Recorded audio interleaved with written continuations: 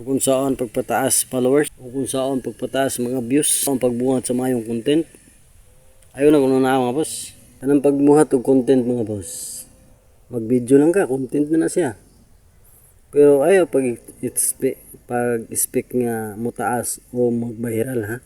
Wala man kay nindot ng content. Tapos kana bitong pag-research sa mga unsaon pagpadagan sa followers, unsaon pagpadagan sa views. Usara ang kuan lang mga boss, usara ay solusyon na mga boss. Kung naapa karon mga boss, paminawa ning solusyon. Kaya ko agi ko na mga boss, kapila ko mundang content undang. Kapila ko nang una na mga boss mag-research sa pagpadaghan sa followers. Pero akong na hununaan mga boss nga dili mo daghan imong followers, dili mo daghan imong views kung wala kay content nga gibuhat, kung wala kay content nga magbuhat.